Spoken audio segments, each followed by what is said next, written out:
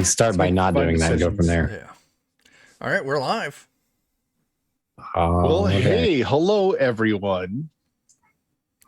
This is where we have to say the disclaimer that once you watch the stream, you'll wonder why you've wasted your time and you'll feel bad about yourselves. The lawyers say we have to have that disclaimer in there. You will question your life.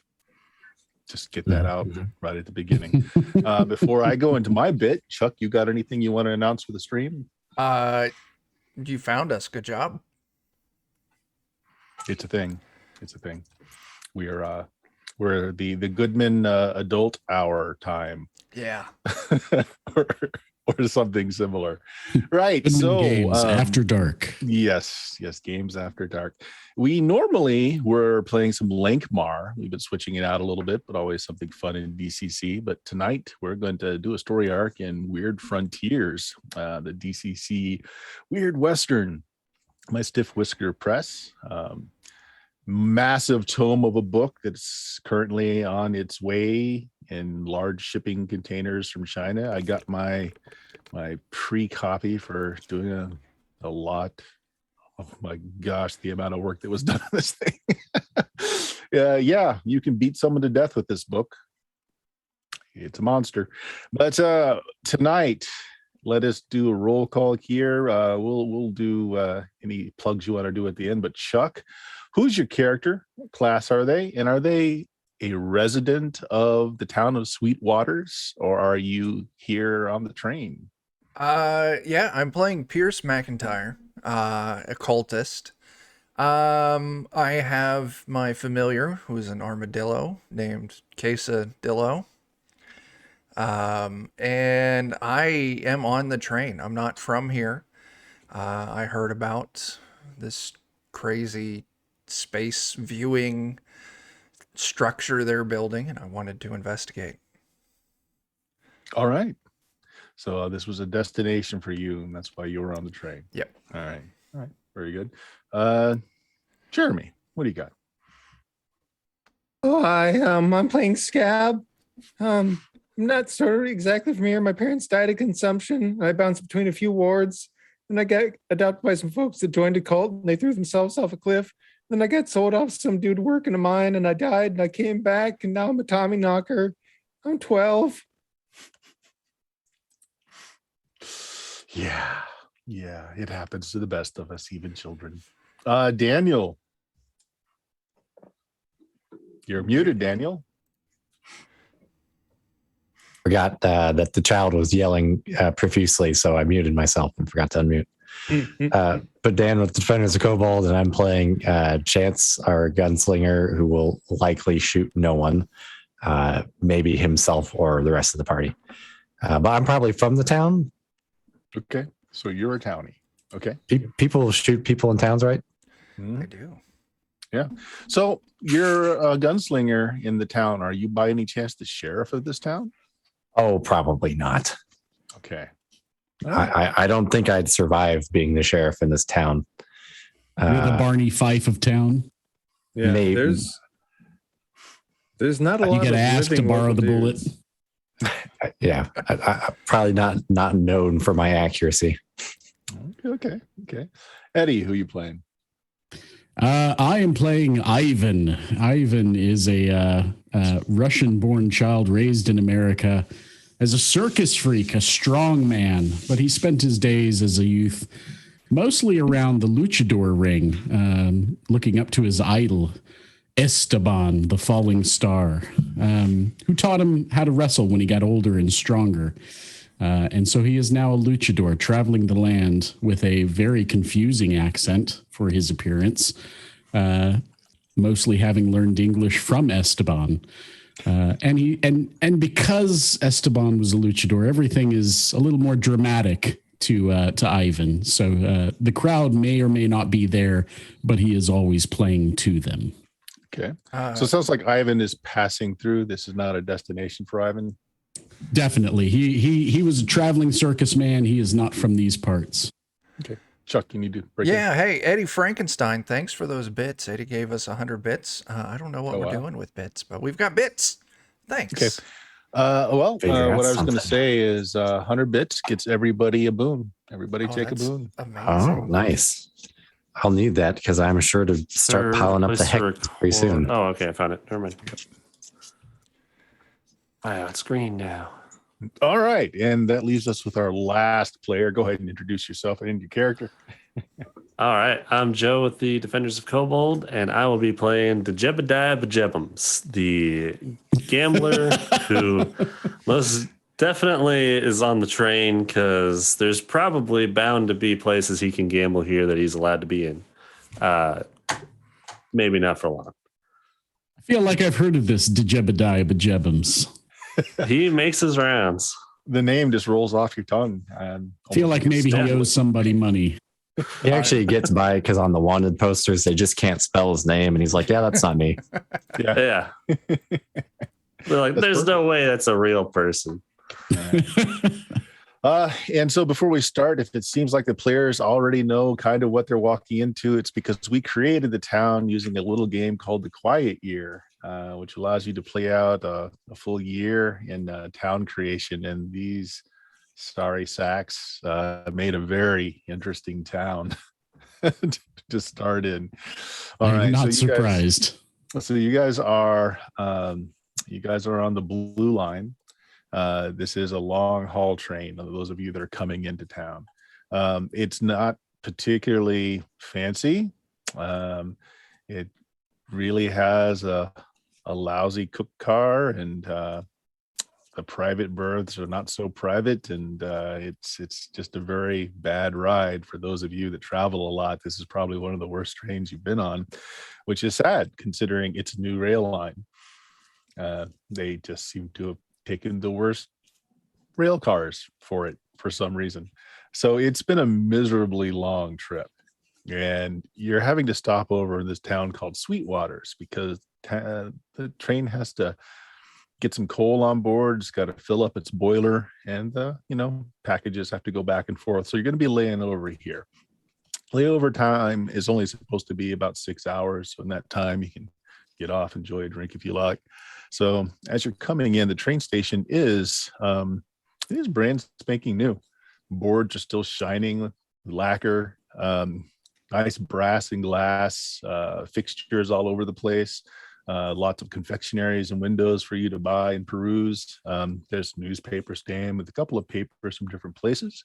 Train's actually carrying those papers to refill the place.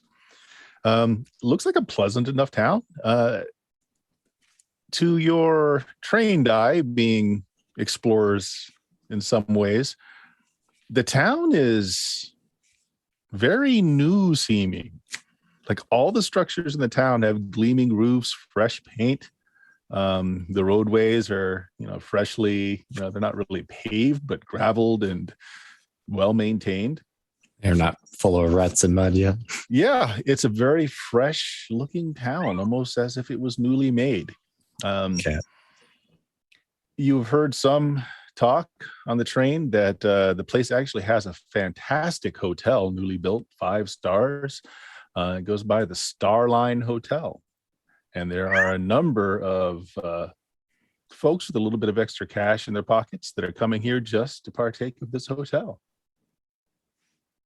It also has an amazing bar on the first level. So train pulls in. I believe that there's 3 of you that are coming in this way. I'm on there. Okay. So conductors tell you, hang on to your tickets. It's going to be about a 6-hour layover. If you don't have a ticket, when you step back on, you got to pay again. So make sure you hang on to them tickets. You can leave your luggage aboard if you want, but I wouldn't. And with that, he steps off the train. Very, very well. We'll say that you guys on the train, I mean, this has been like days. You've introduced yourself at least. You're saying you know each other. If not friends, you've at least made your acquaintances. Ivan, could you help me with my luggage? It's a bit much for me, and Quesadillo is quite nervous about new places, and I'll need to carry him. Certainly. Thank you, kind sir. So many folks are choosing just to stay in their private cars and just to wait it out. But many are hankering for a drink, as the drinks aboard this thing have been sour and unpalatable. So many folks are just piling over to the Starline Hotel to get some drinks. Yes, that seems to be where the crowd's going. All right. Ivan, Do you have any To Jebediah? card tables? I'm sure you'll find something to play. Would Just a love to. passerby will say, "Well, yeah, it's not exactly a Christian town, fella. So I'm sure you can find a game here and there." Fantastic. It's like a pretty nice looking town, though, for the most part. It is. Saying, Well, right? it's like any other frontier town, except everything looks very new, like freshly built. So, it's slat roofed, wooden structures, but it's all like freshly painted, very well put together. The hotel, though, is it looks significantly different than the rest of the buildings. It's got stone foundations. It looks like marble, maybe. Wow. The paint is expertly done. It has murals on the sides of it, having like a very idyllic scene of orchards, and looks like plums growing off of vines are heavily worked into the motifs. It has a beautiful red roof and awning. And Starline Hotel is put in, very stenciled, very elegant printing on it. There are smartly dressed folks helping people in, taking luggage for people that are staying. There's a few hostesses about bringing silver trays with little bites of things to eat, little small refreshments to the folks that are staying in the hotel. So you're all seeing this as you're walking up to it. This is fantastic. I'll go and get some finger foods, pull the cheese out, and feed it to Quesadillo.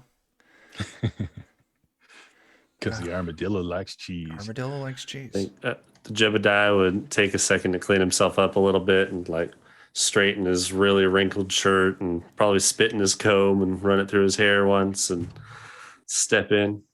All right. Yeah, there are very nice lead glass mirrors all over the place. So you catch your reflections, spiffy yourself up a little bit.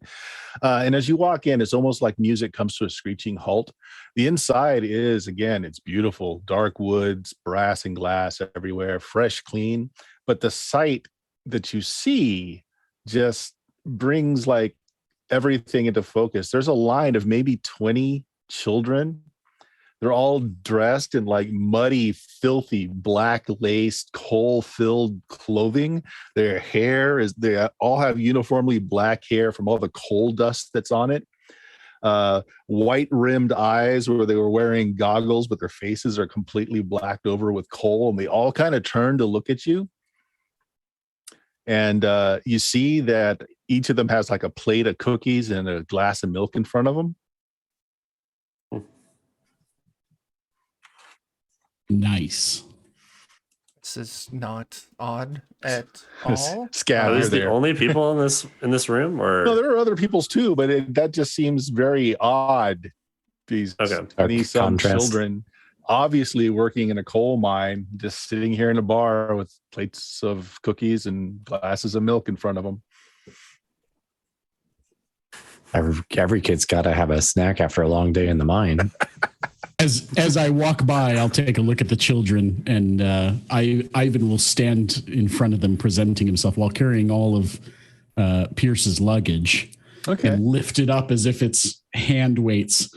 So we checked before the stream started to see if his luchador is known in this town. And sadly, Ivan the Bear is not known in this town. It's just a strange large man. Yeah, you're a strange large man wearing a onesie. I just lift up the luggage and tell the children, "Look, tiny children, if you continue to eat all of your cookies and drink all of your milk, you will become big and strong, just like Ivan."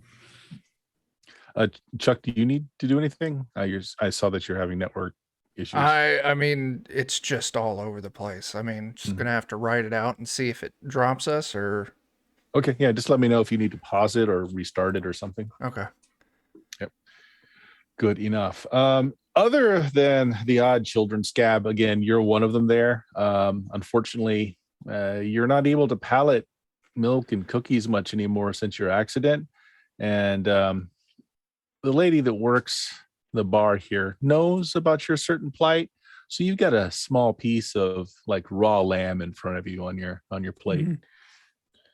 Thank you. Other than that, I mean, there's the people on the train have taken booths, taken tables, start ordering drinks and some food. The liquor shelves are lined with top shelf liquor. You even see some casks of, local made brews. There's apparently even a plum liqueur that's heavily showing off there with kind of a lilac advertising over it. There is a piano, one of the player pianos going in the background, playing some popular music. It's a fairly nice place. So one like the self-playing pianos? Or? Yeah. Yep, player piano.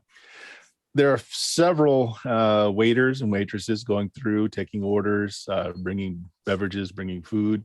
You see that like this whole floor is basically the bar and eating area. There are some private rooms on this lower floor that you can see. There seems to be a heated discussion going on in one of the back rooms, but it's got a curtain drawn across it, so you really can't see. You just occasionally you'll hear some shouting back there. Wide double stairway going up to all the hotel. This is a 4-story hotel, got a lot of rooms. Everything starts on the second floor. So this is what you're walking into. So those of you that are here, Chance, you're here today because one of those abnormally tall hillmen have come down and there's been something going on in town where some town folks had found something recently and they're claiming it. Oh, it looks like our stream might have stopped. Yeah. You want me to keep going or do you want to try and give do it a something? pause? I'm restarting it. Okay. Yeah. I don't know what the heck. It was great this morning. Now I'm outputting at 176 kbs. Oh, I'm at 2.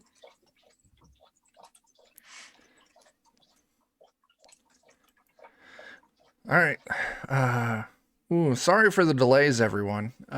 Twitch must be having some kind of issue because my net connection's looking fantastic. We're being pre-banned because they know we're going to say something bad. Probably. It's just a matter of time. It's just a matter of time. I A mean, you matter know, of minutes. Yeah. All right. We're Weird gonna. Frontiers is a very family-friendly setting. Yeah. I'm going to kick us over to the break screen for a few minutes, see if it can make up its mind. And then we'll be back momentarily.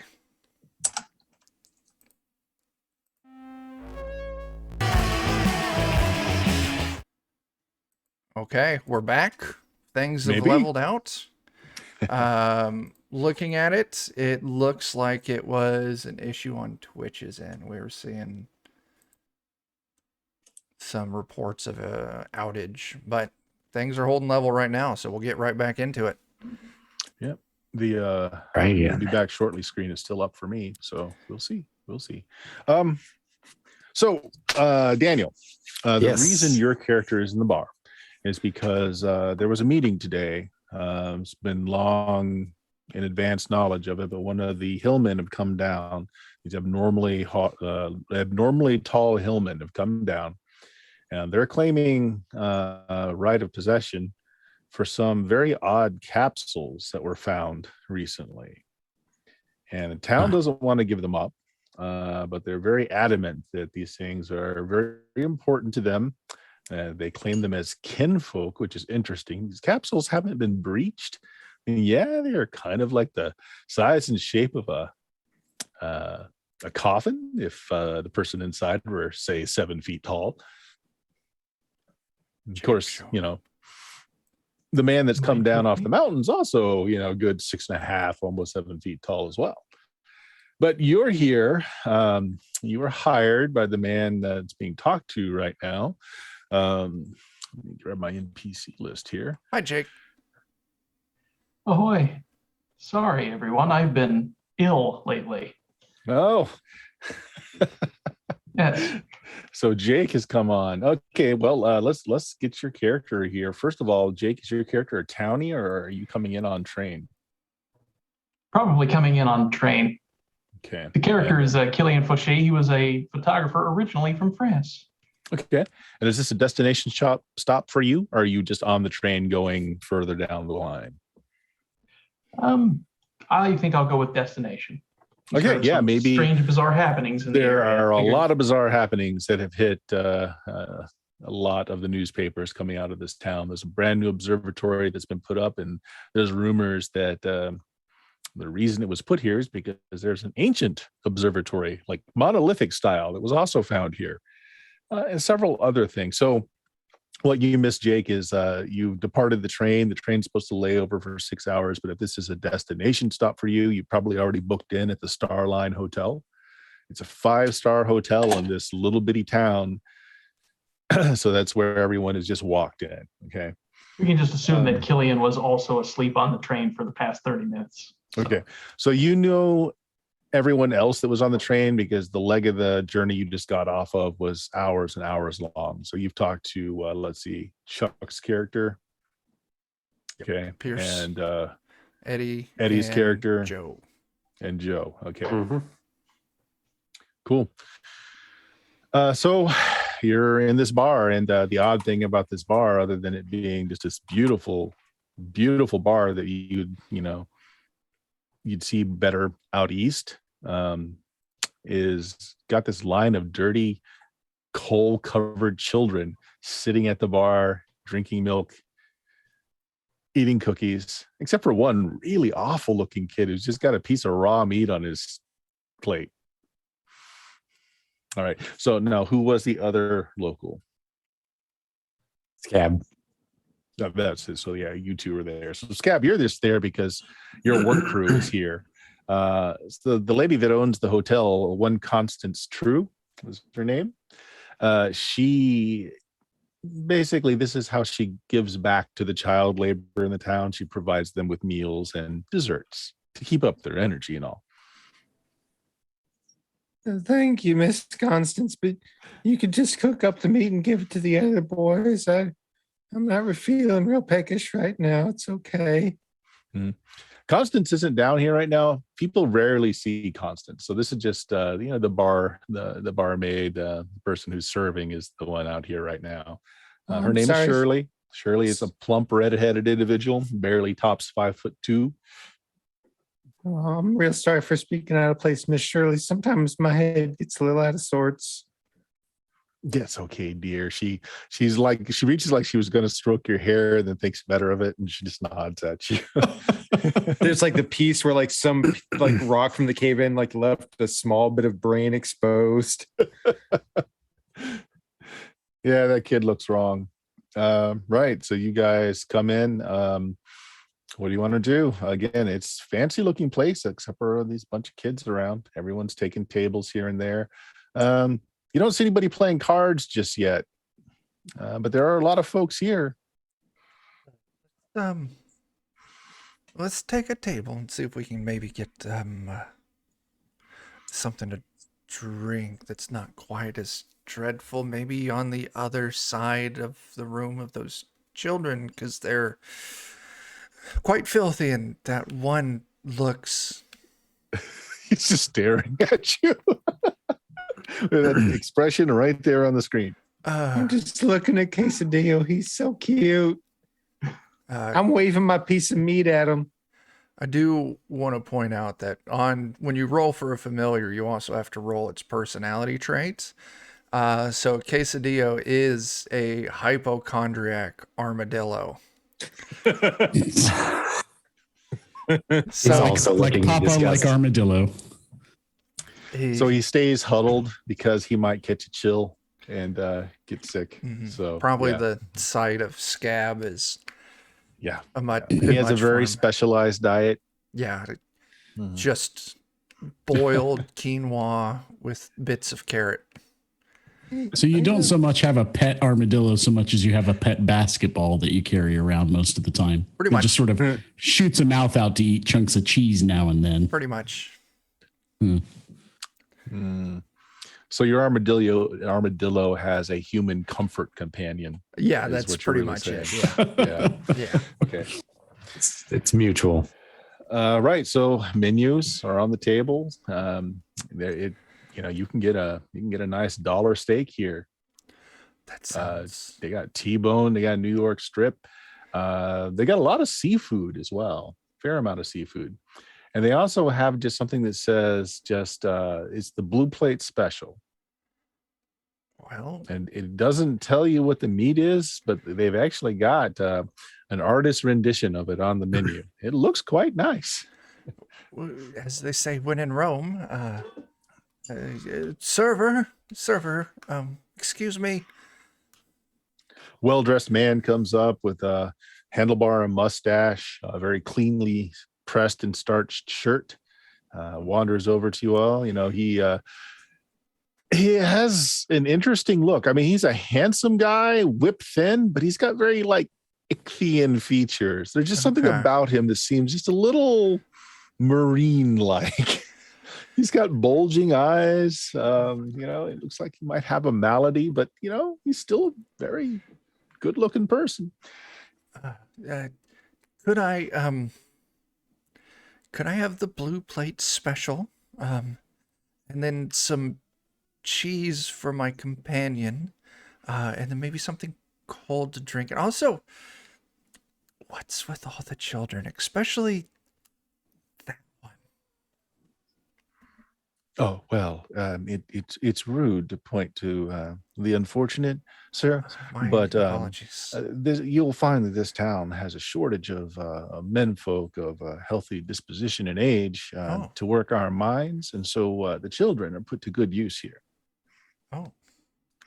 But they're all orphans, sir. I assure you, no good family would allow a child to labor such, but orphans, sir. Oh, that's a separate matter altogether. I mean, where would the medical community be without orphans?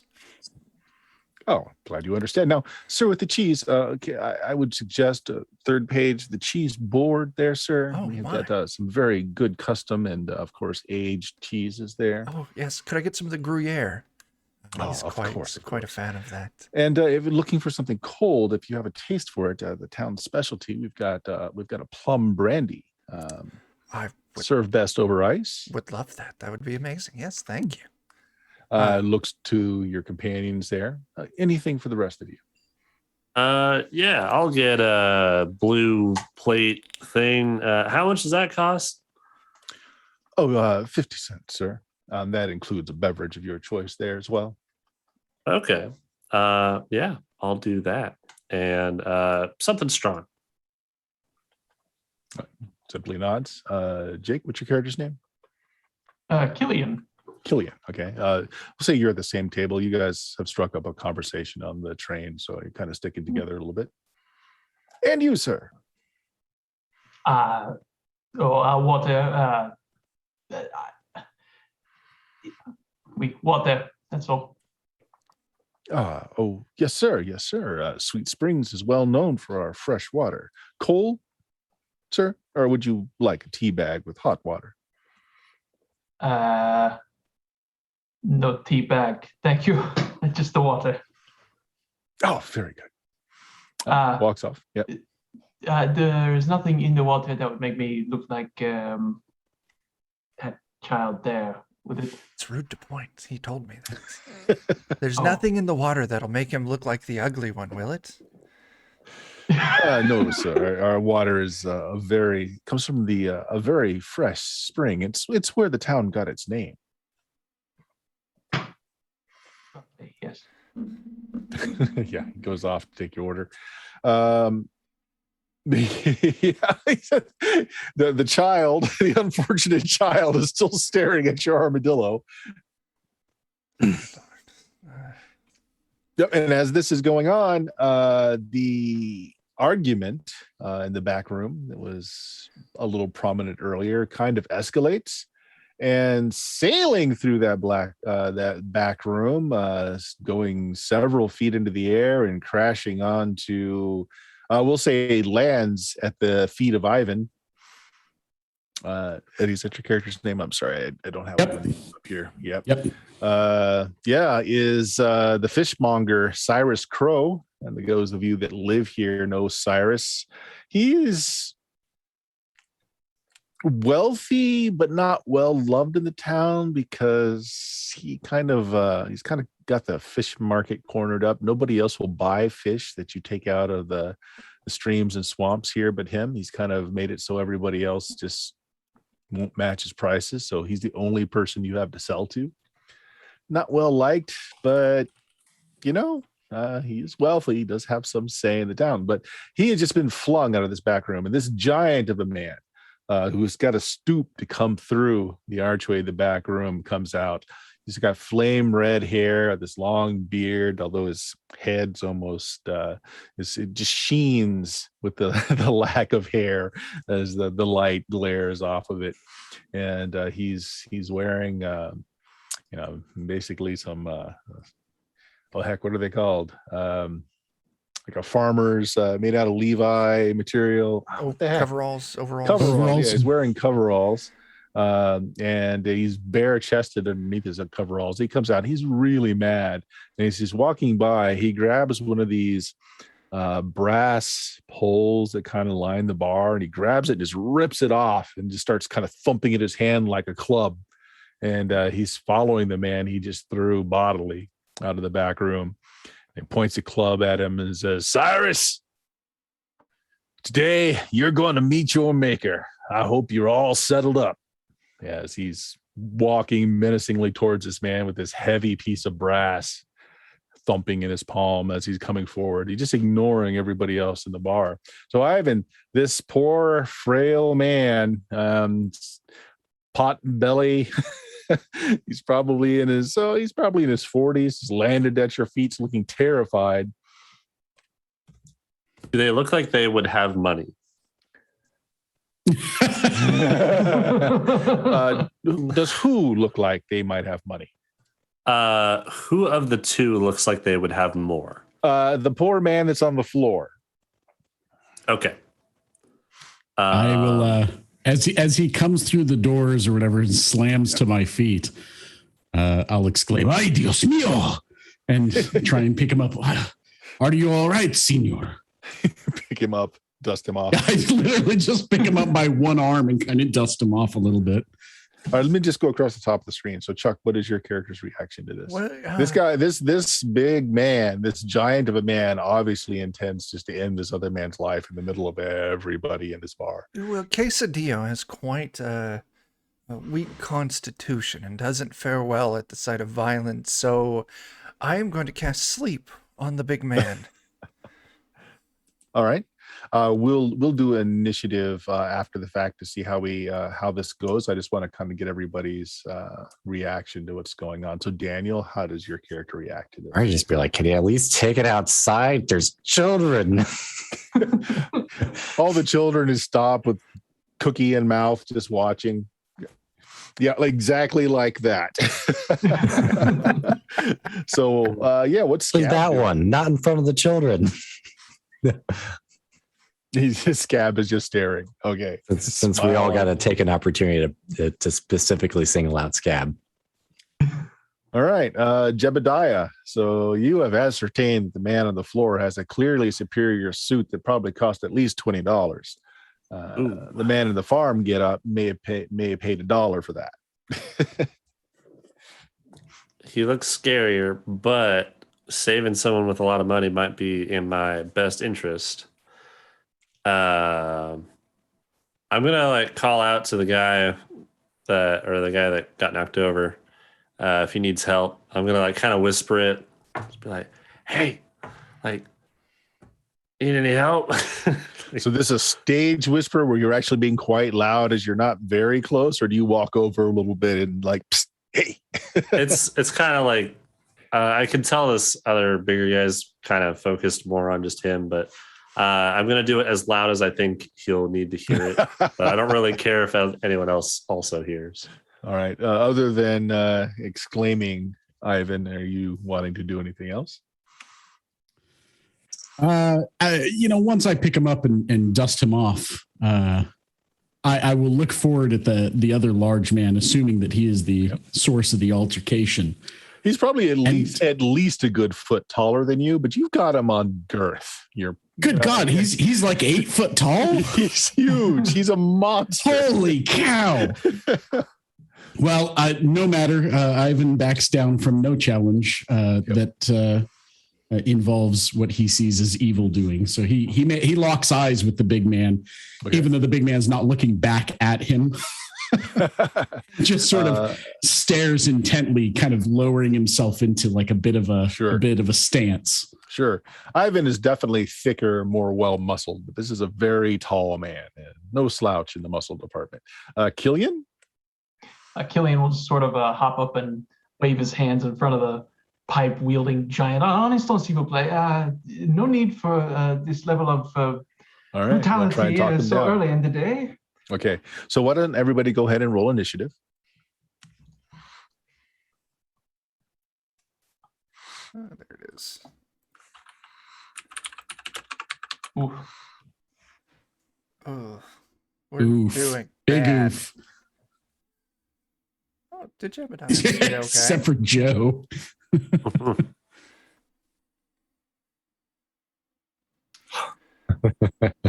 Good God. And You guys didn't select your token, so I didn't put it in the turn tracker, but that's okay. So I rolled a 14, so Jebediah is at least equal to me there. Did anybody else roll higher than a 14? No. It does not look like it. No. All right. we did great. Mm-hmm. Indeed. Okay. So, Jebediah, what is your agility? 9. 9. Okay, he's going to go first then.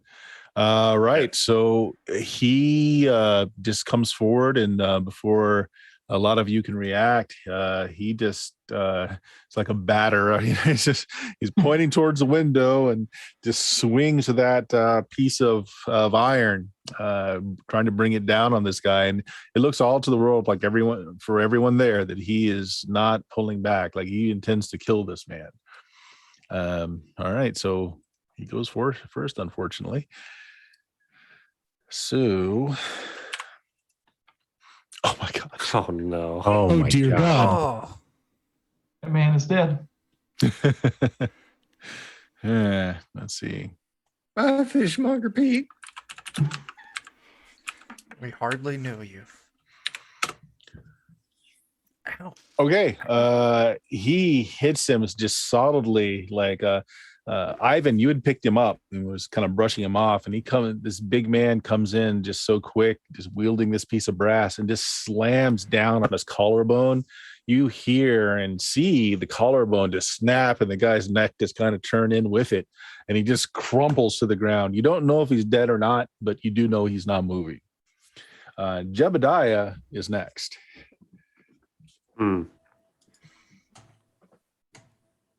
This might be a bad idea, but the best I have idea to this start thing with it. This might be a called, bad idea.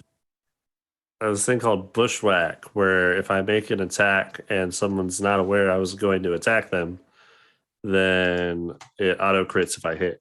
Mm-hmm. So I'm going to kind of hop up and walk past him and try and see if there's anything heavy on the counter.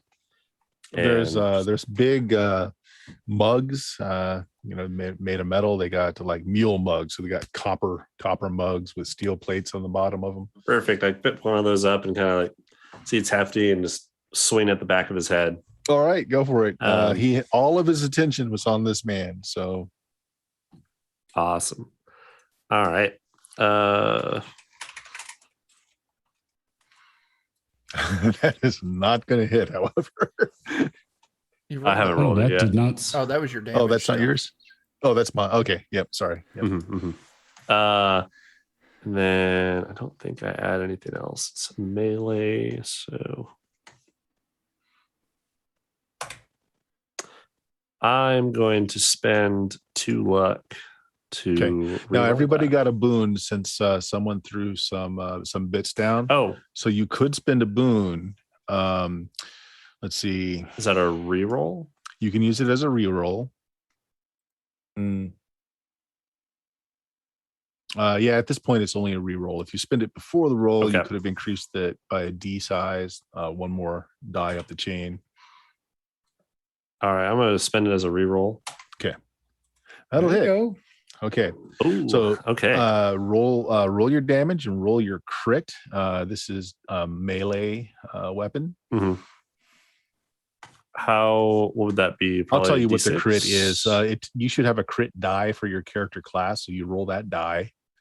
D8. And if you're attacking as basically this is a club, so it's a D6 damage plus any strength bonus you have. Okay, -1. Okay, and then so on the crit die, do I add that to the damage die? No, or you'll roll your damage. I just roll yeah. And then roll crit. All right. 4. That's 4. Attack lands in the midsection, knocking the wind out. Oh, I'm sorry. Is that your damage or your crit? That's my damage, yeah. Okay, so the 4, I mean, you hit him.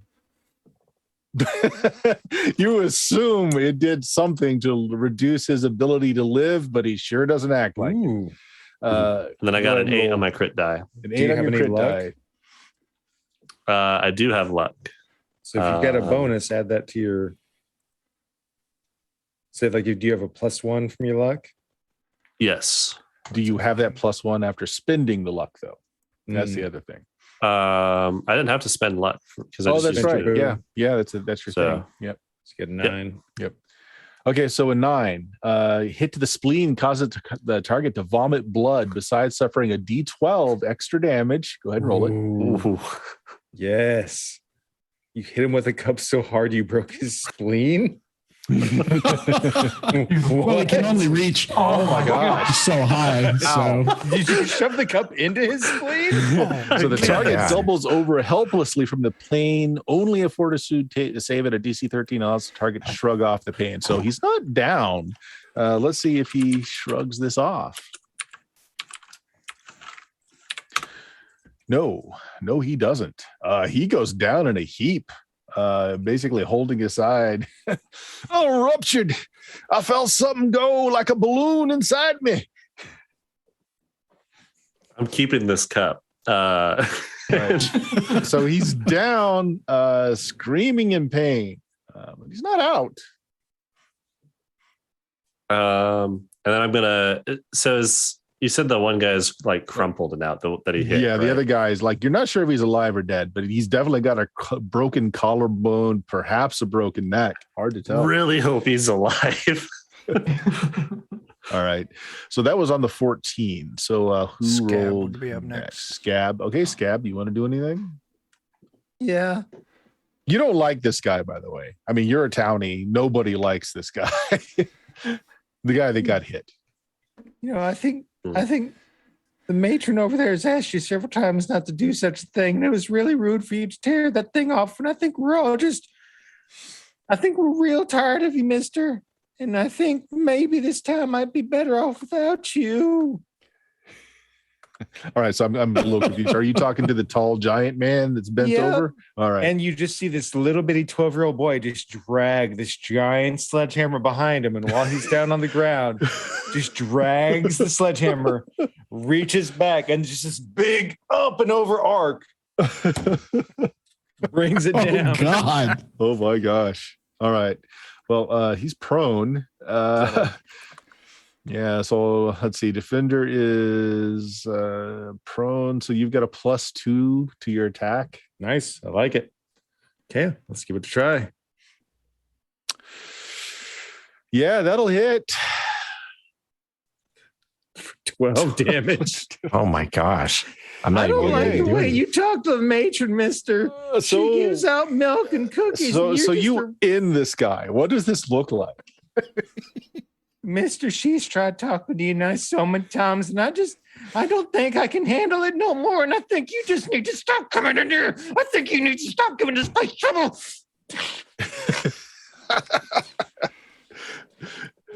This little kid wielding this maul that probably weighs as much as he does just turns this guy into a paste on the ground.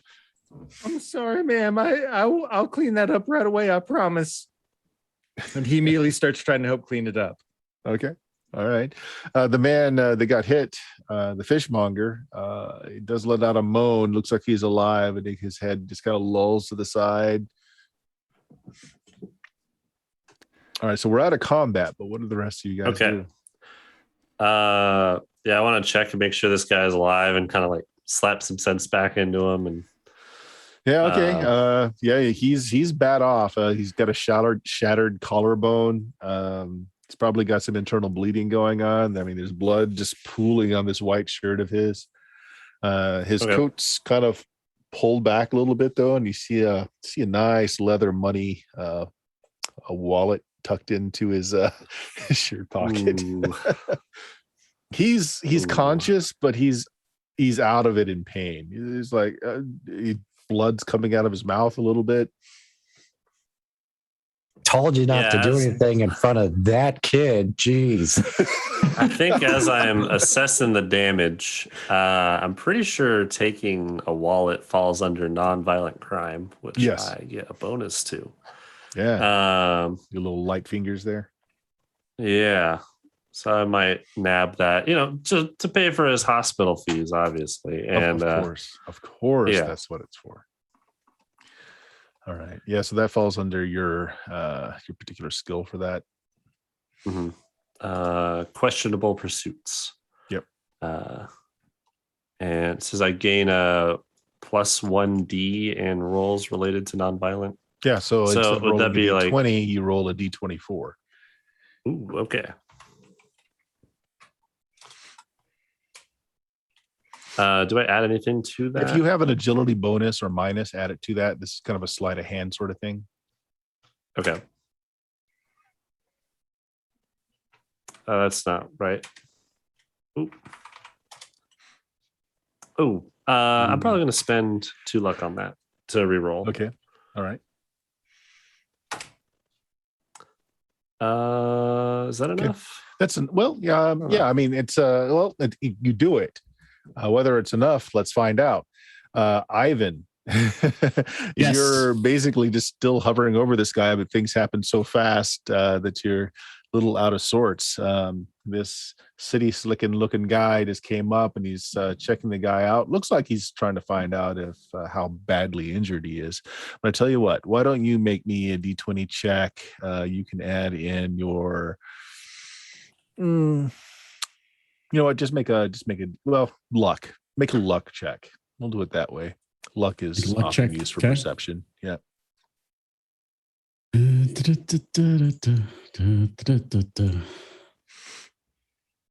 Okay.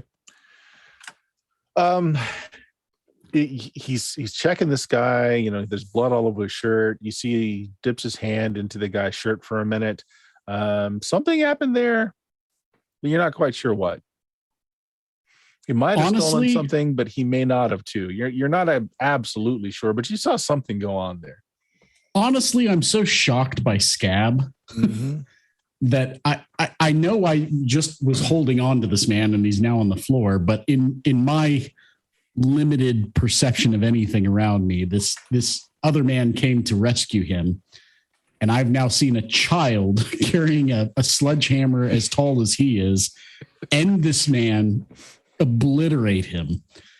I'm probably just staring at Scab, honestly, and I just give the sign of the cross and El Niño Fuerte. Yep. So Daniel, being a gunslinger in this town, the town has no official sheriff. There's kind of a group in town that they pass for being the law and police out here. It's a little cult, truth be told, called the New Dawn. There's been something going on with them lately because their leader has gone missing. Potential is, some foul play going on because his cloak was found, bloody, torn, some other stuff around. That there's some investigations going on to it. There are a bunch of Pinkertons in town too, investigating another murder that happened here just a couple of days ago. But so Scab having killed this man is not necessarily a big deal. One, the man is, well, he's one of those mountain folk. Yeah, he's one of those mountain folk that are not particularly well liked around here, and certainly not a part of the community. And as there's no sheriff to press charges against anything. Guys, I know you just got into town and everything. Just buy everybody around and say it was self-defense, and we'll all be good. Don't have the funds to buy everyone around. I'm not going to eat my meat. I'll give it to you if you like. Oh, I tried. Calling out too, like, let's get this man a doctor. And I'm trying to like play up and be as heroic and well-intentioned as possible. All right. I was hoping to just squeeze a free drink out of this.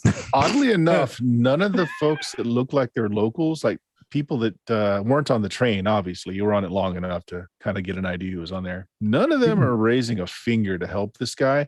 Some of the folks from your train, drink and we'll be good then. Some of the folks on the train are helping to lift him up. They made somebody gets his overcoat and they lay him on it and they stretch it out as just a very crude stretcher, and they start asking around. Somebody directs them that there's a new hospital in town. You can bring them there, and they seem completely like nonchalant about it. It's like, oh well, yeah, go in that direction if you really want to help him. Mm-hmm. I could take you wherever you guys want. Yeah. I think I want to follow. Mm-hmm. My goal would be to, as I'm following, I'd be trailing behind a little bit, flipping through his wallet, getting as much information on this guy as I can, like if he's got family, that type of stuff. Okay. Take some money. There it is.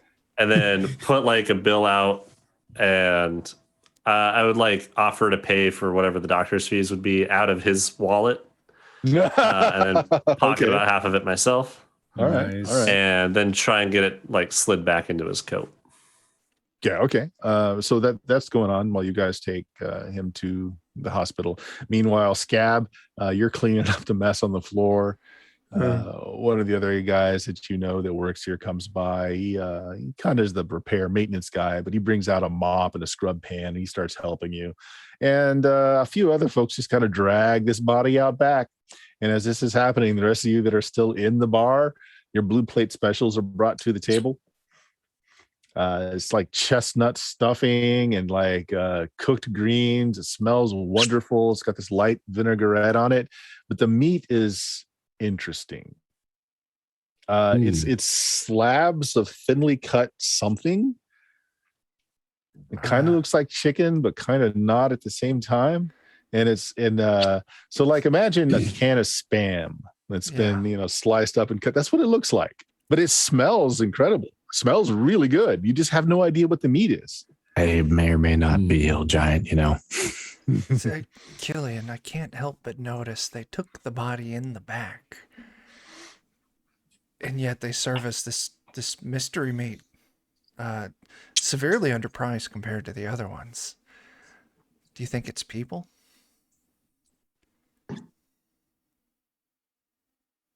I do now. Boy, are you eating that? Oh, no, sir. No, I'm not. I'm terribly sorry I've made an affront to you. I'll clean up your area quickly and I will be out of your way, and I will not assume any further indisposition. I'm sorry. Well, hold on. What ailment do you have? You're quite unpleasant to look at. I'm so sorry. I'm so ugly, sir. I don't mean to be affront to you. Just the whole the cave collapsed in on me, crushed my skull a bit, and I couldn't breathe for a couple of days. You know how it is, right? I don't. Oh, that's not pleasant. but you don't need to hear my problems, and I don't mean to make your day any worse. You had I'm quite a real bit sorry. of force swinging that hammer. Oh, well, the matron here, she's real nice. She's good to everybody. You see the milk and cookies, and I can't eat them no more, but it's nice that she gives them to them, and I appreciate. This is kind of a horrible world, and somebody who shows kindness don't deserve to be treated like that, I don't think. Wait, that's true. Ivan and Killian, the Jebediahs followed him to the hospital. Should we pursue and not possibly consume human flesh today? You know it's not human flesh. You don't know what it is either, but the cultists bring this meat out whenever you guys don't have enough fish or cattle. Okay. He's eating the hillbilly. That's what he's doing right now. Yeah. No, I think I'm going to cast Grim Conversation on one of these blue plate specials. And if it just so happens to be the body of someone, I can summon the spirit back into it for 1d3 plus 1 turns. Oh my God, that would be hilarious. Also, Chuck, you have an ability as an occultist as well called Sixth Sense, where you can just get a feeling about anything that is not natural. Right. Yeah. And you had been staring at this kid long enough. Yeah. And now that he's closer. So yeah, he's definitely there's something unnatural about him more than just how he looks. He's got the taint of the supernatural about him. So like seriously, like the front third of his nose is missing. So he's just get that weird, like what are they called? Chochos? Yeah. The things where they intentionally cut their nose off. He looks weird. Like a chunk of his face is gone. Oh. All this excitement and all this weird meat and stuff has made Ivan hungry. Uh-huh. Ivan's going to stand up, throw his cape back a little bit, and in dramatic fashion towards the bartender, yell, "Dos bistec con leche, por favor." He wants 2 steaks and a glass of cold milk. The milk is slid over. Some of the kids look up at you and they do a cheers thing with their own milk. I do as well. I lift my cup and look at them, kind of make a big, strong arm sort of flex. Yeah. And so you'll get 2 T-bone steaks put on a plate and brought out to you in short order, cooked medium rare. So if you want to talk to the possible spirit of the dead loaf that's on your plate, no, it's not. Not only is it not human, it's not meat. Like this didn't come from an animal. It's plant-based of some sort. Huh. They're way ahead of their time. I feel better knowing that you've confirmed that I'm not consuming a person. So That'd be a horrible thing to do. Stop licking at the blood. It's Oh no, now He's got pieces of brain in his hand that he's just. that wasn't a person.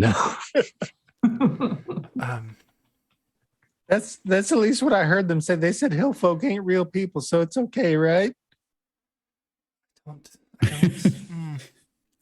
As I'm waiting for my steaks, I've got my milk in hand and I'm about halfway through chugging my mug of milk. I'm just imagining this big glass tankard of milk. Yes. So I'm about halfway through drinking it, and I'll walk over and pat Scab on the back and look at everybody else and go, "Truly, this little Nino has the heart of a warrior. Not even La Muerte could take him before his time." And I look down and see him kind of with little bits of brain in his hands and just kind of kind of look a little confused. I'm not sure what he's eating, but I'm not sure. Yeah. Don't take us. It is all right. So at the How hospital, about it, youngster? at the hospital, Jebediah, roll me a D8. Okay. Mm-hmm. And I think I'm there with him for what it's worth. So you get $6 after paying, after paying a few bucks to the medical staff here and putting back his wallet. You take $6 out. All right. So you are not a native of this town, so you're looking around and something. I mean, you see the normal. There's nurses. That man in the lab coat over there is probably the doctor, and they do have beds with curtains, dividing them and everything. But near the foot of each bed is some kind of odd device And when they take the fishmonger and they lay him on the bed, they attach these clamps, one on each of his toes. And this device is kind of fired up. And you see sparks and a few electrical arcs here and there. And you see his body kind of jump and dance a little bit in the bed. But then you see that, his breathing gets a little bit easier. And he's kind of slumped off into sleep, but he's got good, strong breathing again. And the doctor starts going and sewing up the wound, which has already stopped bleeding. Wow. It's a I was modern never one of miracle. them sciencey types, but that seems to be working for him. Is there any information I get on him out of his wallet too? Does he have any anything I could pry on? Well, he has some legal documents in there. It would take you a while to read them. Did you want to just snag those? Yeah, I'll find a way to get them back to him eventually. Okay. All right. Well, if you kind of just hang out in a corner for a bit and kind of look at those documents, it's correspondence over Telegram. He is brokering a deal for Sweetwater's. They catch crab, catfish, and a number of other specialty fishes here. The crab in particular is a breed that's not seen anywhere else, and he has been trying to broker a deal with some sellers back east for just singular demand for this product. So he's trying to corner the entire market of this so that it's only sold to these one group of people back east, and it's for a pretty substantial amount of money. Well, if it weren't for the fact that I don't care like for, I know a lot about crabs. Okay, I'll make mental note of that, kind of fold it back up and get it back in his wallet and put it back in his things. Okay. Parnell, what are you doing? I was just saying, if it weren't for the fact I don't care for it much, maybe I'd stop him, but he's probably getting what he deserves. Yeah. Not many people here like Cyrus, that's for sure. All right, so the guy looks like he's going to do fine. You two, what do you do afterwards? I'm going Back to the bar. Do my best to repeat my name to the nursing staff to remind him that I was the one that brought him in. I'm sure it'll take him a few times though. Like, oh well, sir, if you'd like to write out a memo, we can make sure he gets it here. And she gives you a stationery. Yeah, I can't do that. Could you just write the Jebediah, the Jebums? How do you spell that, sir? Even he doesn't know. I'll just do it phonetic. Yeah, that'll get you pretty close. And where are you staying, sir? Are you at the Starline Hotel?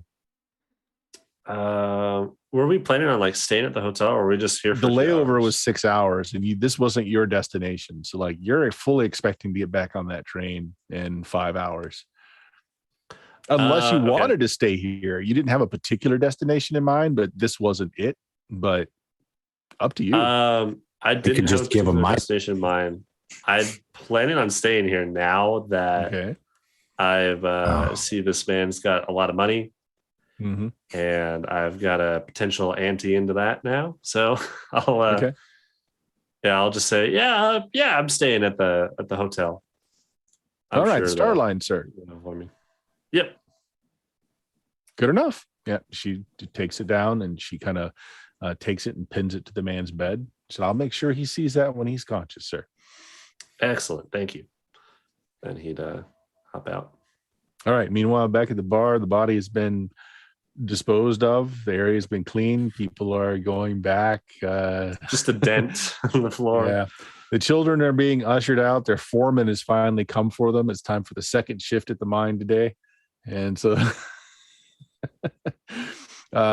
however, Scab, you're told to you need to stay here today in case Constance needs you to make any kind of reparations for any damages you caused.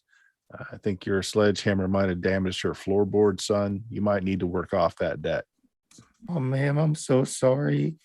I'll wash dishes. I'll carry people's luggage, whatever you need. I'm just real sorry.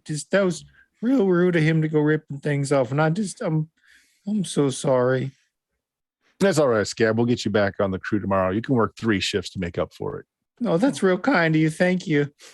Come on, kids.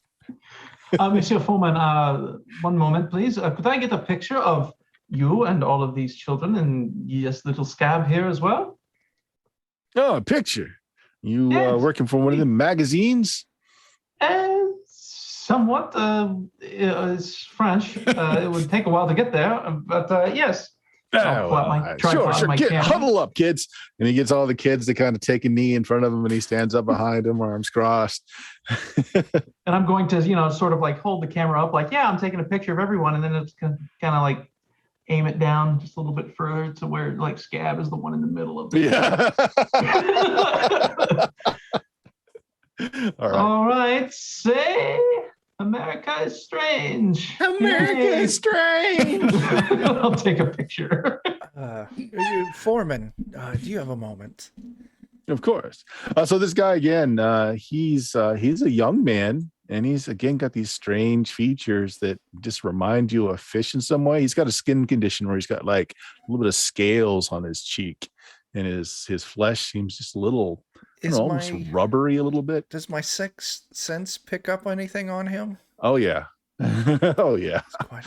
Yes, I was wondering. I am going to be staying in town for a while, and I'm going to need a research assistant. I believe that young Scab may just fit the bill perfectly. Could I buy him off you? Oh, he's not a slave. He's working because he needs to make money. I mean, he makes a whole 2 cents a day working for me. Oh, Scab, you work for me now. Well, I have to pay off possible reparations on the hotel here. See, I made a big mess over there, and again, I'm real sorry. It's fine. I will assume your debts on this, because you're just too bizarre to let get away. I might have racked up nearly 50 cents of debt, sir. That's like your new wage working for me is a nickel a day. I don't even understand the math of that. It's more than you make now. You work for me now. Because I'm used to working in increments of 2, but a 5 is a 2 and a 2 and a little bit more, and I just can't quite do that. I will make your life easier, and I'll go ahead and just round that down to 4 cents a day. Well, thank you, sir. That's so kind of you. Very well. You're good people. Good people. It's not like he intelligence minus. School, huh? Yes. All right, kids. That copper's not going to mine itself. Let's get to it. Kids march off. Yes, sir. They all start slumping away. Now, Scab, how long have you been the way you are? If I'm being honest, sir, once you stop sleeping, time kind of gets a little funny on you. You don't sleep. That is amazing. I did hear about this one sleep experiment they did over in Russia with the old czars. It's quite amazing. Is that why you were consuming that dead man's parts? So as you guys are speaking, some well-dressed gentlemen come in, and they definitely don't have the fish-like features that you're seeing a lot of the younger children here and young men have. They're dressed smartly, black hats, black coats, starched white shirts.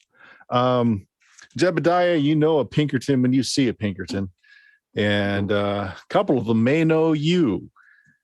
So they take a good hard look at the bar and the people that have come in on the train. Two of them kind of stop, stare at you for a good long time.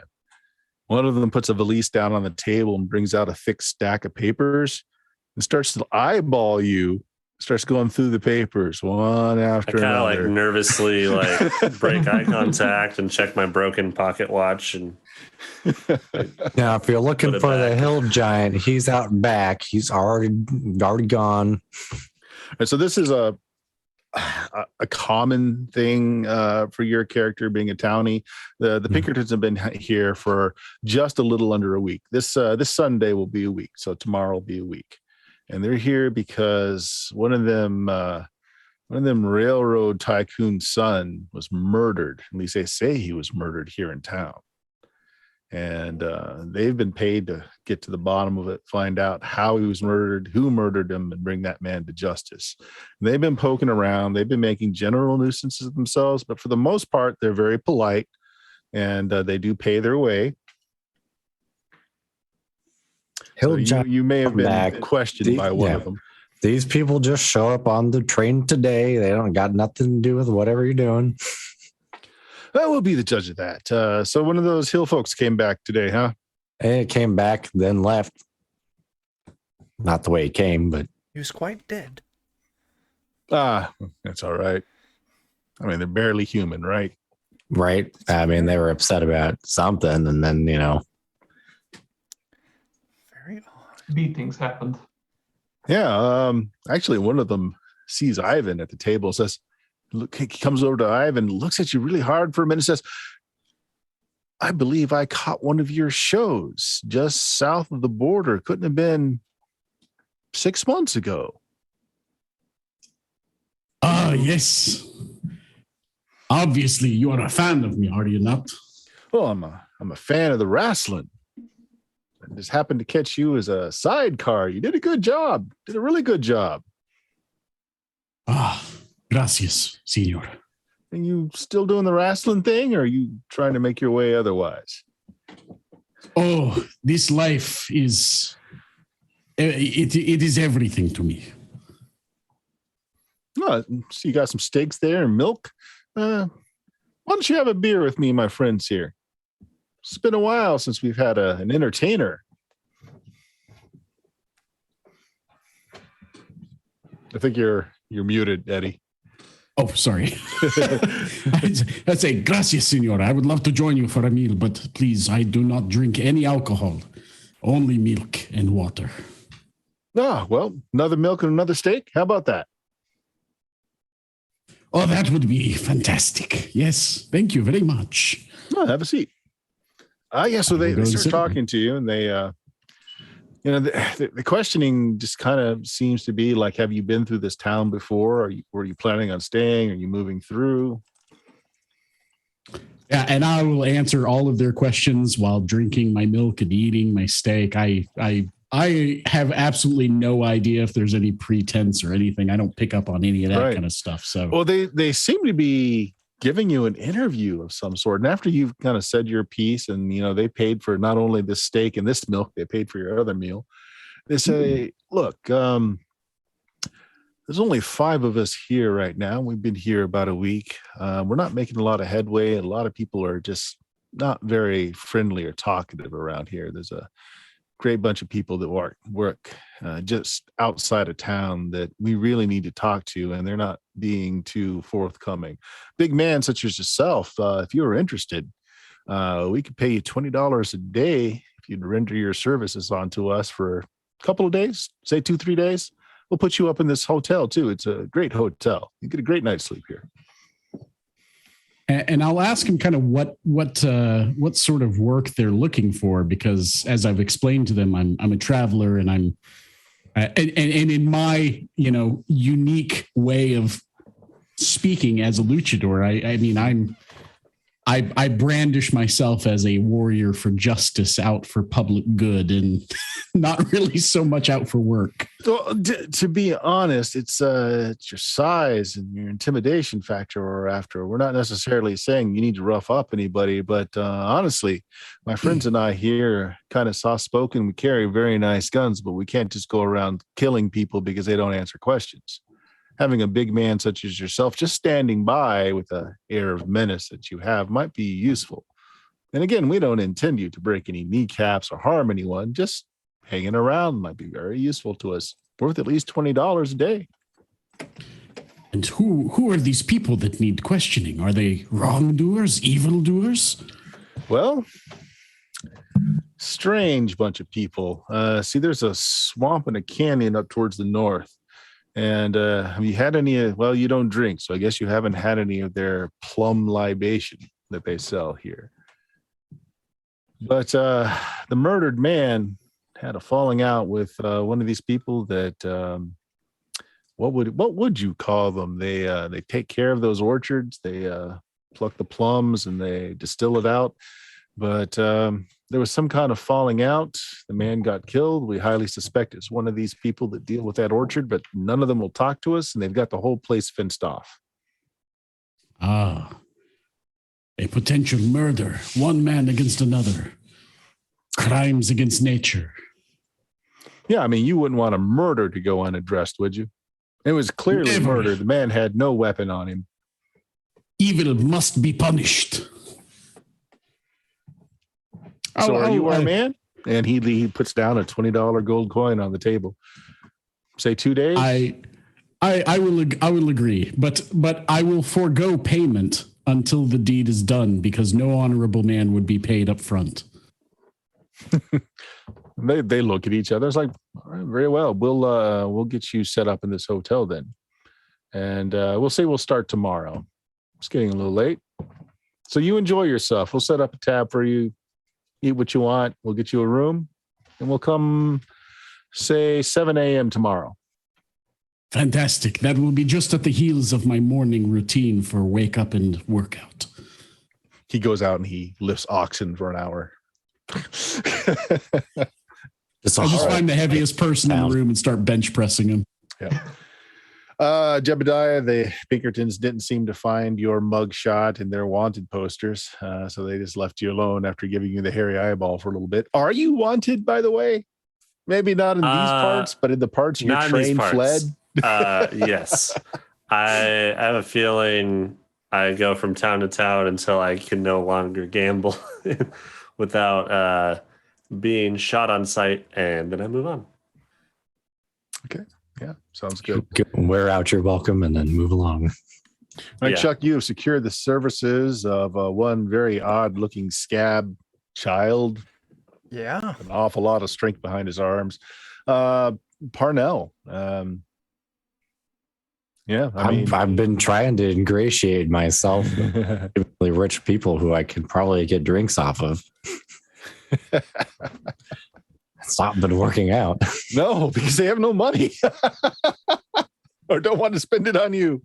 All right. So, those of you that didn't plan on staying here, your train is due to leave in 4 hours now. Those of you that this was a destination for. So, Chuck, outside of the few dollars you have in your pocket, we'll say you've already secured your lodgings here. Oh, good. Okay. Because you wanted to go and check out the observatory that was recently built.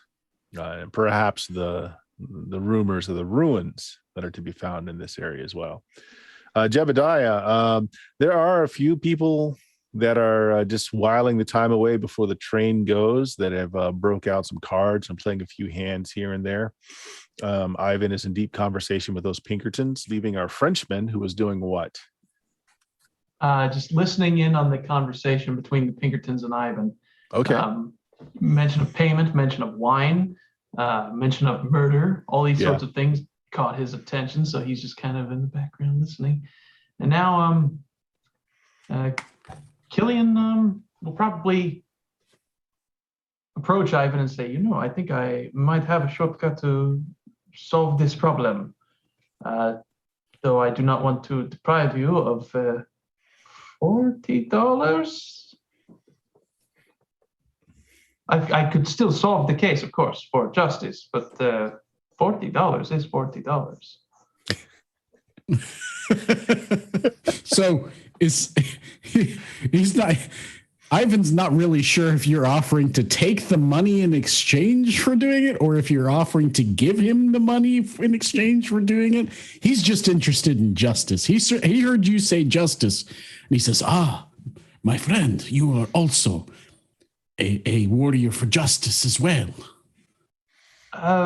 photographer for justice here, but I can. Excellent. You can document my exploits as I solve the world's problems of evil.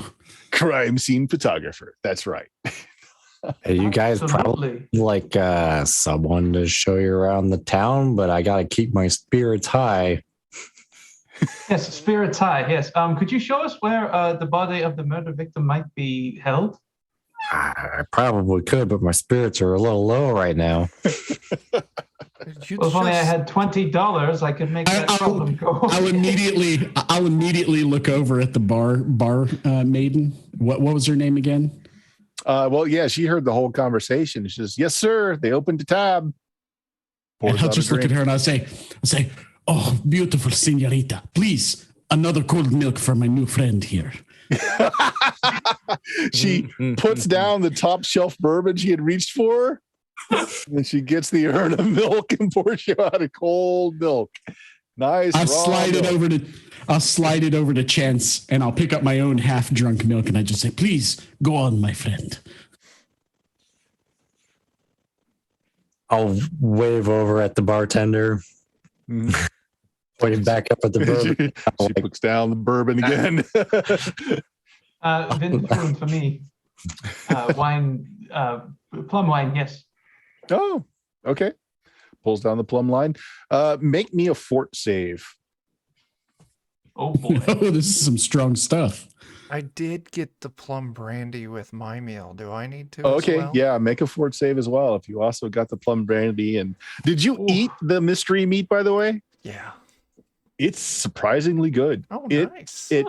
It tastes somewhere between like a sirloin steak and fish.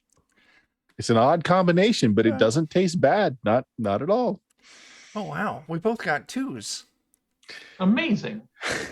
Okay. We will keep that in mind. Okay. It's fine. I mean, yeah, it's a plum brandy. It's sweet, and it's got the, a little bit of alcohol going on there. It's quite nice. It's not too strong, not too weak. It's nice. Okay. Refreshing. Hey, mister, I'm real sorry, but would it be too out of line for me to feed some of that cheese to your pet? It's fine. Here, Dilla. His name's Here, Dilla. He is quite skittish. When was the last time you've washed your hands? 1725. It's fine. I'll get into my suitcase and I'll pull out a pair of gloves. Like, put these on before you feed him.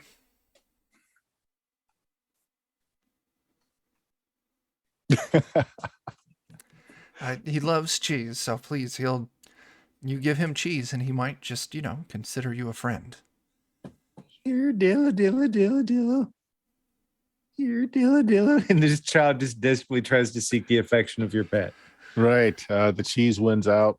Yeah. Yeah. Gloved up, you feed it cheese, it's quite happy. That's all Scab needs. Okay. He smiles ear to ear. It's disgusting looking when he does so. Hold on just a second, guys. Yeah. Yeah, that big gash in his All right, cheek isn't really Literally from ear to ear. yeah. All right, so some of you have secured lodgings here. Others of you have secured lodgings in other places. So Dan, I think your character or your Chance probably stays at the flop house since you're broke, I take it. I'm fairly. Yeah. Yep. So they do have a convenience house here. They even if you're lucky and you get there early enough, you get a bed. If you're not, they've got you just kind of men will line up on a wall. They drape a rope across, and you just kind of hang over the rope, and that's how you sleep. This was actually a thing. Wow. How much does it cost to stay at this hotel? It's free. Oh, at this hotel? Yeah. This hotel is $5 a night. Yeah, I definitely can't afford that. Yeah. That's why I'm trying to get in with these seemingly rich folk here. Mm-hmm. Mm-hmm. But there is one Jebediah who's wanting to stay on now. Now, you have recently enriched your own wallet with someone else's gain, so you could afford a night here. Yep. Which I think I'll do, and I'll try and earn my next night through some gambling. With anyone else that's Yep.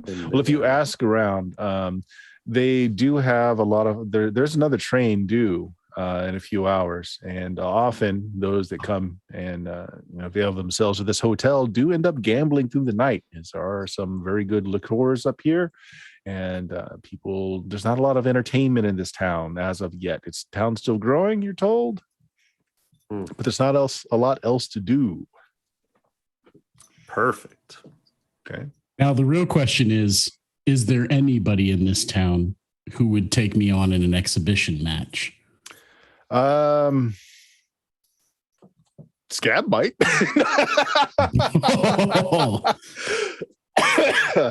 I mean, No, Ivan, you are worth asked too me much to. money to be killed outright. Please. Honestly, from Like, what you've seen, if you can coax one of those hillmen to give you a match in town, you might actually become very popular here if you were to beat one of those hillmen in a ring. Are there any more around town currently? Well, so far you've seen very little of the town, just the hotel and the area about. You really just don't know. Local guide. Yeah. If you ask Chance, Chance would know they don't come into town unless they've got a reason to be here, but they've been coming more frequently because they're trying to get a hold of those capsules that were found. Yes, I'll look to my new local friend and ask him, please, senor, if there is some way, I would love to put on an exhibition match for all of the townsfolk. If you could find me a worthy opponent, I promise you a good show. But this idling about in the hotel, just waiting for some action, it drives me nuts. Wow, for the right motivation, I could probably find you some motivation. Well, I'm sure there is something to be made from the people's enjoyment. Obviously, they love the match so much, they give wholeheartedly. Yeah. I like the sound of that. All right. I could wrestle you up. Someone might be two people in a trench coat, might be a hill giant. Two halflings in a trench coat. Don't forget to eat them when you're done. Or 4 orphans in a trench coat.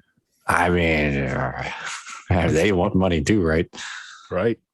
All right, guys. So those of you that have rooms already, after you've had a meal, you've had a few drinks, there's very little in the way of entertainment down here unless you're a gambler.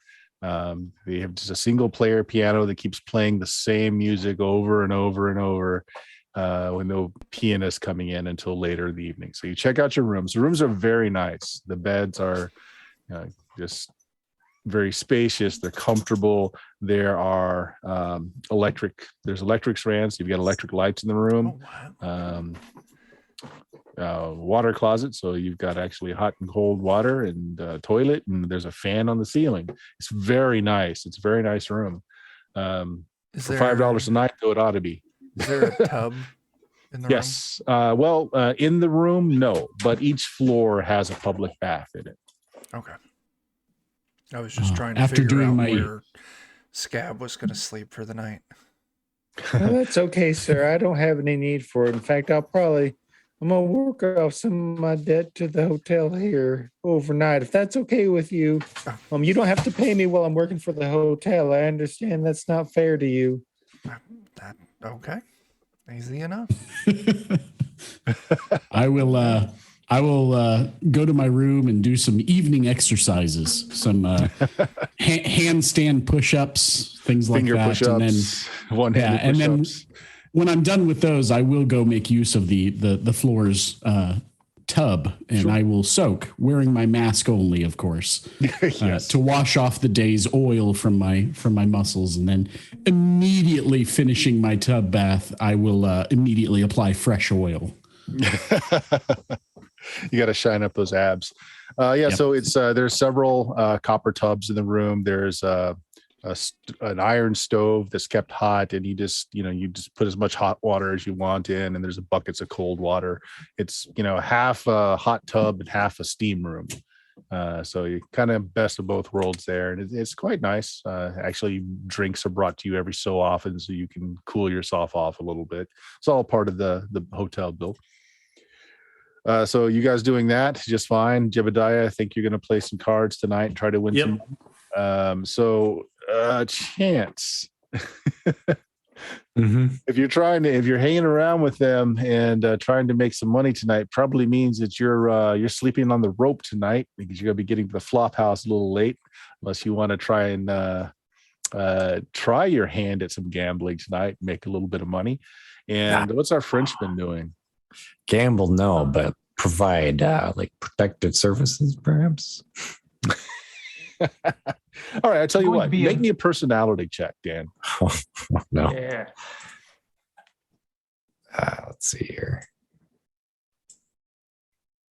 Oh, that is not right. Hold on one second. I typed a 19 into my personality, and I'm positive that's not right. I don't know how I got that in there. You've been hitting the wrong stat all night if you've got a 19. I certainly don't. I'm pretty sure it's significantly worse than that. It is 12. 12 ain't bad. It's not bad, but better than average. Oh, but that roll was that roll. Yeah. You come off a little too needy for everyone that's in the bar. So like nobody takes you up on it, really. Unless the Frenchman wants to do something. What's the Frenchman doing? I think abusing Ivan's tab. Okay. He'll probably get wasted and then challenge Ivan to a fight. Oh no. Wow. So you weren't intending to stop here. So like, are you going to get back on the train? Have you found several things that could be very interesting stories though? Oh no, this is a good place. I get Okay. to solve a murder and earn potentially $20 to $40, depending on how on the ball Ivan is. Yep. But can you afford the $5 to stay here tonight? It's this or the flop house. There's no other hotel in the area. Well, I'm sure there's a graveyard somewhere I could probably stay in. That's true. There is. Yeah, Okay. They got some great ropes. I know. I know a little bit of the Marseillaise game. I'll take you on in some fisticuffs, Ivan. Are That's you the question, proposing this Ivan. to me while I'm in the tub, or are you? Well, it depends on Because how I'm drunk pretty I sure- sound. I'm pretty sure I could still take you while sitting in the tub From upstairs. upstairs. He just picks a fight with a random hill folk thinking it's Ivan and still loses. Yeah, I would think if Killian is drinking, you're probably drinking late, and it sounds like Ivan is early to bed, early to rise sort of guy. Yeah. So it's probably not there when you get good and drunk. Let's see how Jebediah does. I'm gonna try a few Alright. hands of cards and see how you're doing. Yeah.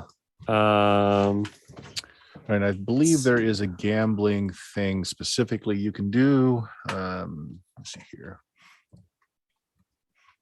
Yeah. I know I can cheat pretty easily. Mm-hmm.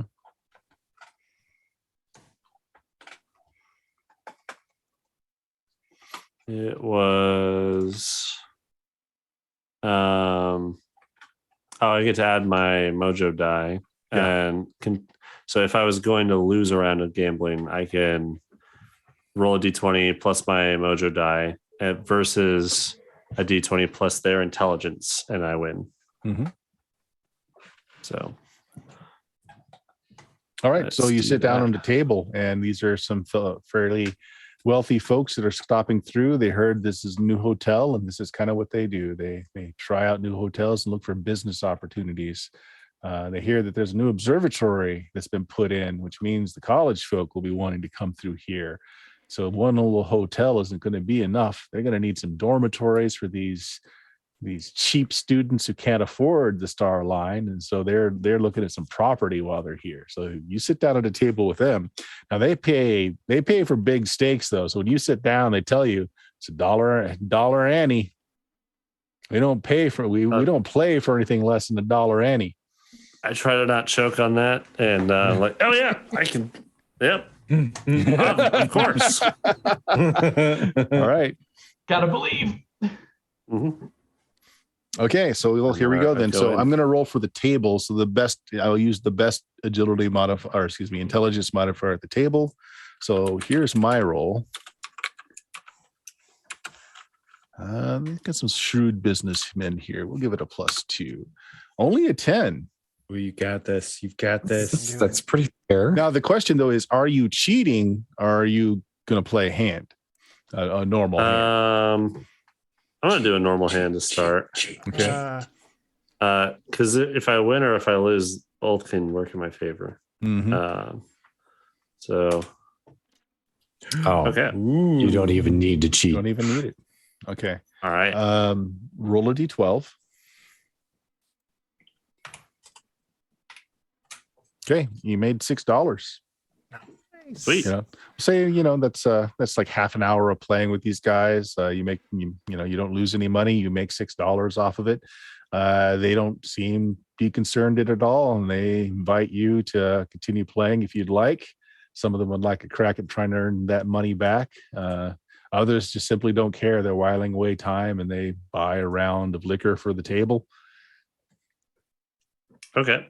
I might do one more round. Gonna do one more round. Okay. And so each one of these is like, it's not just one hand, it's like half an hour of play or so. Okay. Oh, no. So the other thing that happens during this round is that one of the guys starts buying liquor for the table. And, he kind of eggs people on into taking some shots, and he's paying for the rounds. Everybody at the table is like, oh, of course, that's good high shelf stuff. And they take. Are you drinking too? I would be. Yeah, you have Yes. a ability for that also. You've got a high tolerance. Yeah. Mm-hmm. All right. So, are you cheating this time? Not against the 22. Or I guess, is that already like a decided round? Like, do I decide if I'm cheating going into it, or No, I'm not sure how that works. I'll let you use it after the fact. That's fine. Yeah. So into it, you can tell that they might have played you to begin with to get you to stay at the table. Now they're getting you or trying to get you a little tipsy, and the stakes have gone up higher, and they're playing better. Just a bit. They sandbagged you. Yeah. So how much do I lose for losing that round? Do you want to stay with that and not try and cheat? I'm going to stay with that for this round and want to try and make it back in the next. All right. Just gotta keep going. You'll make it back. Yeah. You lose $10 in the next half hour. Ouch. So it's pretty late in the night. Some of the guys at the table are starting to get red in nose and cheek. You can tell they're getting a little drunk, or at least they're acting that way. The one guy that's been buying the drinks, though, you've been just casually noticed that he's taking sips here and there, and then he'll kind of toss the liquor off the side a little bit. Swaps his glass with the guy to the left or right of him who's finished theirs. Yeah. Really wish you Oh. wouldn't spill that on the floor. So in the next half hour, a couple of the people drop because the pots have gotten a little bit too big for them, you think, or they're just too drunk and they know it. And they're, good businessmen. They're just like, oh, okay, so this isn't entertaining anymore. I'm going to turn in. Good luck to you. So you're at the table with 3 other men. These are the power players. You can tell the one man is obviously makes his living as a gambler, but maybe not like class gambler, but he makes his living as a gambler. You can tell that he's been kind of egging these other 2 guys along, and he's kind of made you as a mark as well. The other 2 guys are just they're still entertained by it, and they seem to have deep pockets. So if you're willing to go another round, I'll do one more. Real quick before you roll it, Joe, can I use my boon to let Joe upgrade this? yes. Sweet. So it's +1D to a friend if you want to use your boon I to would do like so. To use my boon. Okay. Like Joe, get up to a 24. D24. Okay.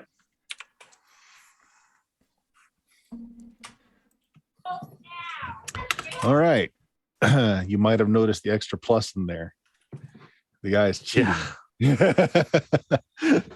All right.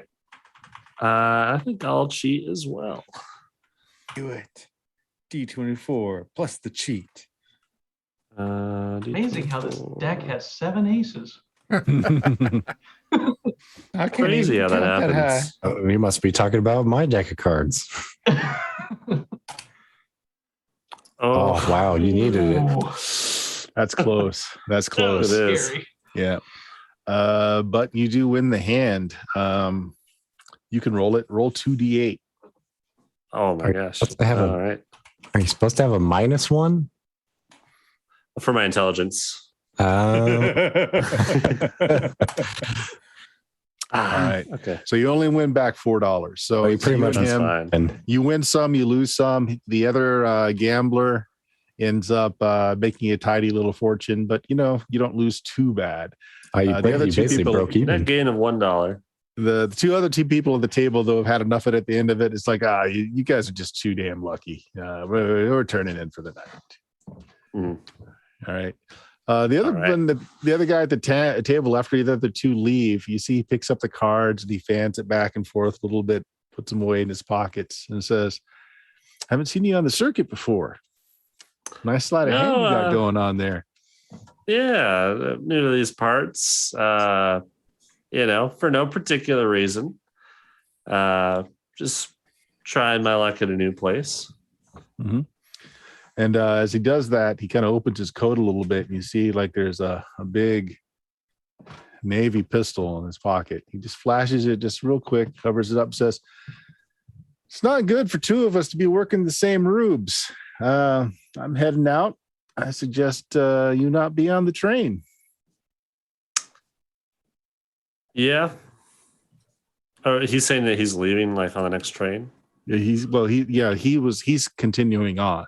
He's not sure if you are or Okay. not, but he's saying like, "I suggest you not be on the train though." Mhm.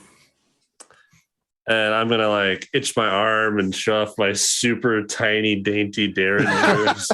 And like, yeah, I think that's a good idea. And I'll nod at him and wish him a good night. Only so many sheep that two wolves can work. Appreciate the game though. Tips his hat. No problem. All right.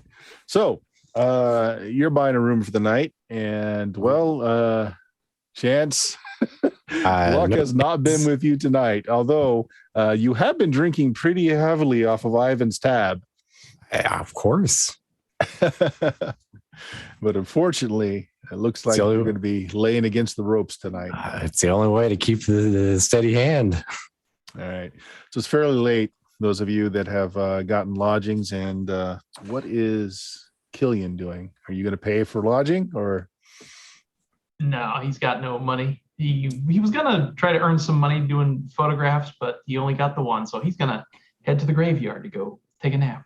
All right. Don't know where the graveyard is. That might be where you can bring. Well, he'll Chance into probably this. then just wander around, slurring his speech until he stops somewhere. Okay. Fair enough. I wouldn't do then. So let's do that scene real quick. So you do find the graveyard, and it's odd. Usually a graveyard in a town like this is attached to like a local church. And you're looking around and you don't see any steeples anywhere. You don't see anything that passes for a church anywhere. So you start just kind of wandering town. Chance, you may or may not follow him, just depending. Like you might feel like he might be getting into some trouble in this town, and you might. I mean, look sure, after him I'm or- looking for someone to stumble around with for a bit. Okay. And We've been drinking together all night. You see, again, this whole town is new, new constructions. Just and you're looking around, you don't see a graveyard anywhere. Did you catch some sight of some old stonework off to the very south of the town, at the very edge of the town? It draws your attention, and you go and you take a look at it, and they're just kind of all jumbled into one place. Like they were definitely brought here from somewhere else, and they certainly look like tombstones. But the writing on them is not like any writing you've ever seen in your life. You heard of like Egyptian, or a cuneiform, and you've heard of Egyptian symbols. like that, but not like the pictures you've seen. They're creases and folds and very geometric shapes, and the writings from the top to the bottom on things that look very much like tombstones, though. We don't put the hill giants out here. I guess Killian's not really from America, so he probably wouldn't understand the real significance of this. He would probably just think like, oh, this must be from like super ancient Vikings from Greenland who landed here ages ago, and just Fair enough. pass out against one of them. Okay. It's late at night. Those of you that have found lodgings or even stumbling around outside, it's the night of the new moon, and something draws all of your attention. Even those of you in the rooms, you have the windows open because it's a nice night and bringing a cool breeze in. And just as you're nodding off, there's this light display in the air to the south. And you look out, you've heard of the Aurora Borealis. You've read the dime novels, talking about the Northern Lights. Dang, if this place doesn't have a light show. There's these deep purples and greens and just very odd colors just floating around in the night off to the south. It's like it's coming out of the ground, and almost like a miasma. And the light of the new moon just kind of interplays with it. It sparkles. It's a very, very odd, but kind of hauntingly beautiful scene. It's not creepy at all. Yep. I'll go find Scab. Scab, are those lights always there at night?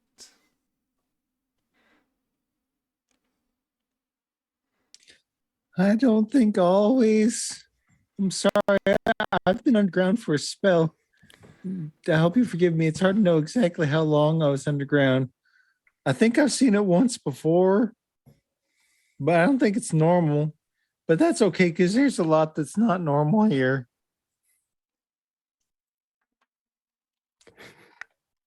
Yeah. So with that, you look out the window onto the street below, and there's not a lot of life late at night here, although the streets are fairly well lit. Below you, the alley between this hotel and the next building, you see, you're assuming it's a woman. It's a very modern dress with like a sun hat and a parasol at night with long gloves. And she's meeting with a very well-dressed man in the alleyway. They seem to be talking. The man links arms with her, and they go strolling out into the night. As she turns, her face is in a veil so that you can't make out her features. But they go strolling through the town. Chance and Killian, as you are checking out these, call them tombstones, you see the couple pass by. The woman dips her parasol at both of you, and they continue to walk in the moonlit night underneath these odd pulsing colors coming from the south. And we're at time. So with that eerie scene, we will leave the introduction of Sweet Waters, the town that you all found yourself in. And the players, if any of you feel lost about all the weird stuff that's going on, check out the episode on my YouTube channel or on my Twitch channel at Steam Steel Murder. Links in the where chat. where we did the town creation using the quiet year, and a lot of things will come to light with that. But yeah, Chuck, any announcements you want to do? Anything else going on with the kobolds this week? Yeah, twitch.tv/Defenders of Kobold. If you swing by this Wednesday at 9 p.m. Central, we're playing the D&D basic setting Thunder Rift, but we're rocking it out using the Forbidden Lands system from Free League Publishing. Friday, 10 p.m. Central, we're going to be playing Shadowrun, but we're using the Year Zero engine. I play a lot of settings and different systems. It's the way to do it. Especially Shadowrun. Especially Shadowrun. And this coming Saturday, I don't know what we have this coming Saturday. It might be the Darkest House. So, yeah, that's what we got for Defenders. All right. Jeremy, why haven't you had a new episode on the Pludcast since December 12th or 19th? I see.